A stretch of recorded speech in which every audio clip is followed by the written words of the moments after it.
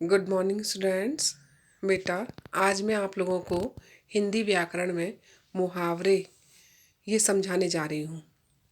मुहावरा शब्द जो है वो अरबी भाषा से लिया गया है, यानी वो अरबी भाषा का शब्द है और जिसका अर्थ होता है अभ्यास होना या आदी होना, यानी अभ्यास के द्वारा ही मुहावरा शब्द जो अपने आप में एक है, ये मुहावरा ही है। इसका नाम कुछ और है और अर्थ कुछ और है। यानी अभ्यास होना, आदी होना। आदी होने का मतलब क्या है? मतलब किसी चीज़ का अभ्यास होना।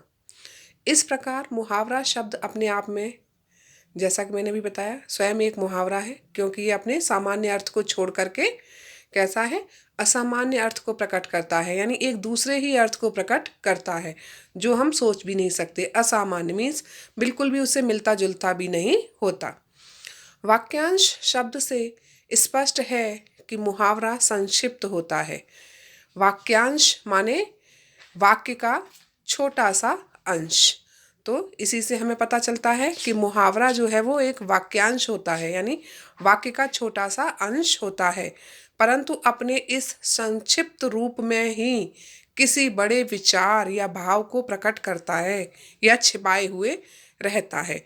यानी कि होता भले ही वो वाक्य का छोटा अंश है, लेकिन वो अपने अंदर पूरे के पूरे एक बहुत बड़े विचार को या भाव को छिपाए हुए रहता है, जिसका अर्थ प्रकट होने पर वो बहुत बड़ा उसका भाव निकल के सामने आता है।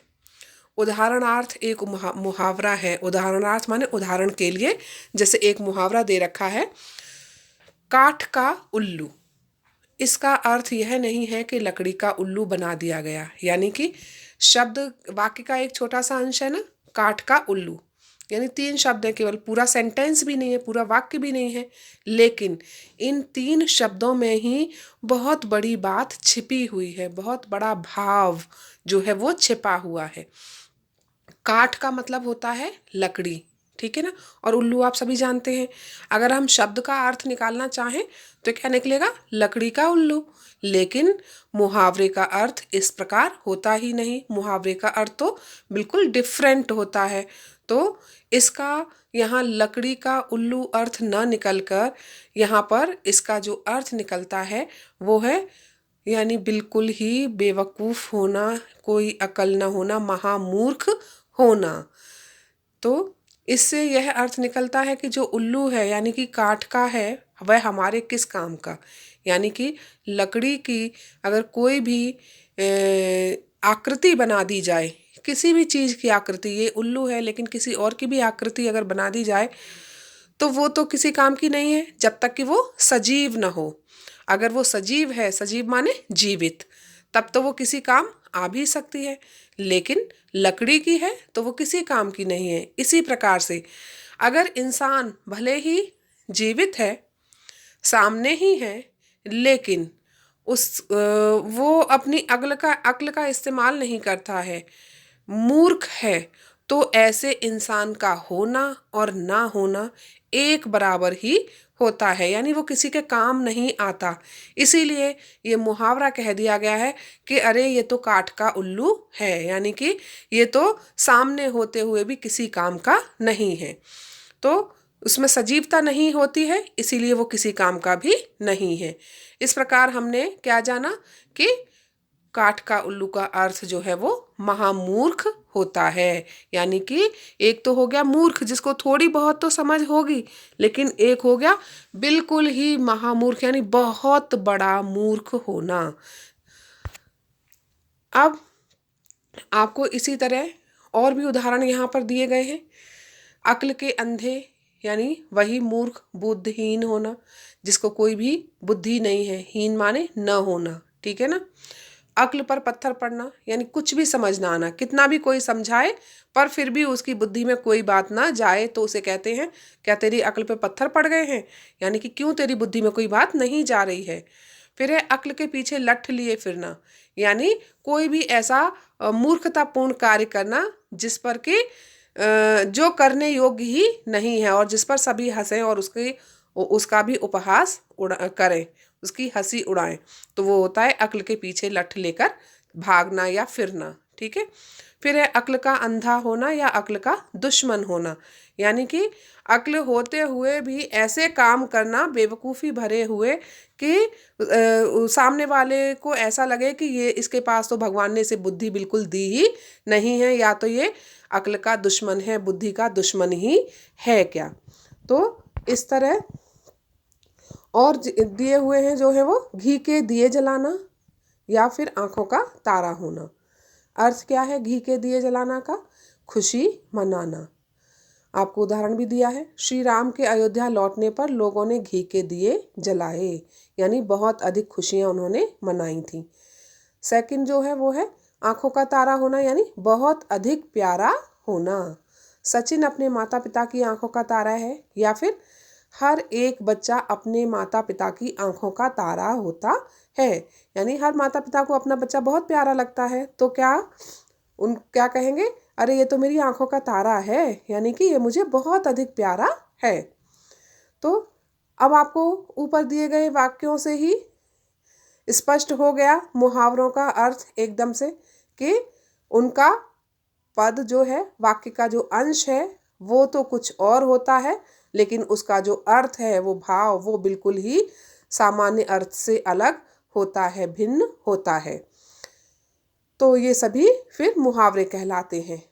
मुहावरों का प्रयोग जो है वो वाक्य में इसलिए किया जाता है ताकि हम अपनी अभिव्यक्ति को और अधिक प्रभावपूर्ण बना सकें, यानी कि हम जो भी बात कहना चाहते हैं वो सामने वाले के ऊपर और अधिक प्रभाव डाले।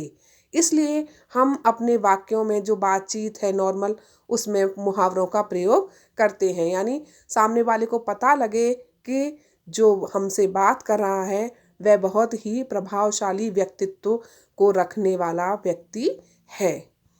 अब इसका अर्थ क्या है, समझ आ गया आप लोगों को? परिभाषा: जो पदबंध या वाक्यांश सामान्य अर्थ को छोड़कर किसी विशेष अर्थ को प्रकट करता है उसे मुहावरा कहते हैं। अभी मैंने बताया था आप लोगों को कि कोई पदबंध यानी शब्दों के कुछ अंश और या तो वाक्य के कुछ अंश, ऐसे अंश जो अपने कहे गए शब्दों के अर्थ को न बता करके कोई दूसरा ही विशेष अर्थ प्रकट करे, वो मुहावरे होते हैं। अब आपको और भी उदाहरण दे दिए हैं। अब उदाहरण आपको परिभाषा अच्छे से समझ आ गई होगी ना, कि वाक्यांश में जो भी कहा गया उन शब्दों का वह अर्थ न निकलकर कोई दूसरा ही विशेष अर्थ निकले, वो किसी विशेष भाव को प्रकट करे। अब आपको यहाँ और उदाहरण दिए हैं, जैसे आंखों संबंधी दिया है, आंखें चुराना यानी अपने को छिपाना। सत्य बोलने वाले को किसी से आंखें चुराने की आवश्यकता नहीं होती, यानी उसे किसी के भी सामने अपनी आंखें झुकाने की ज़रूरत नहीं होती है, अपने आप को छिपाने की ज़रूरत नहीं पड़ती। क्यों? क्योंकि वो हमेशा सत्य बोलता है, सत्य ही कहता है। आंखें बिछाना यानी प्रेम पूर्वक स्वागत करना। कोई हमारे घर आता है तो हम क्या करते हैं, उसके स्वागत में अपनी आंखें बिछा देते हैं, यानी कि उसका बहुत ही प्रेम पूर्वक स्वागत करते हैं। वाकई में तो आंखें बिछाते नहीं हैं हम, है ना। फिर आंखों में खून उतर आना यानी बहुत अधिक क्रोधित होना, गुस्सा आ जाना। फिर है आंखों के आगे अंधेरा छाना, यानी कि सब दिखाई तो सब कुछ दे रहा होता है, लेकिन कुछ ऐसी घटना हो जाना, कुछ ऐसा सुन लेना जिससे कि हमारी आंखों के आगे अंधेरा छा जाना, मीन्स समझ काम न करना। उस समय हमारी बुद्धि जो है कुछ काम न करे और हमें पूरा संसार जो है सब कुछ हमें सूना लगे, कुछ भी देखकर भी न दिखना, क्योंकि हमारी जो बुद्धि है वो उस समय काम करना बंद कर देती है। ऐसी कुछ घटना हो जाना। फिर है आंखें खुलना यानी होश आना। कैसा होश आना? बेहोशी से होश आना नहीं है, यानी कि अगर हम कोई गलत रास्ते पे गए हैं तो हमें सही रास्ता पता चल जाना, हमें हमारी गलती का एहसास हो जाना, उसे कहते हैं आंखें खुलना। फिर है आंखों में धूल झोंकना यानी धोखा देना।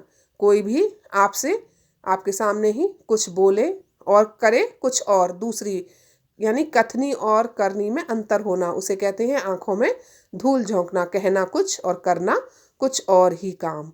तो अभी आप लोगों को ये मुहावरे एकदम क्लियर हो गए होंगे बेटा। आई होप आपको समझ आ गए होंगे अच्छे से।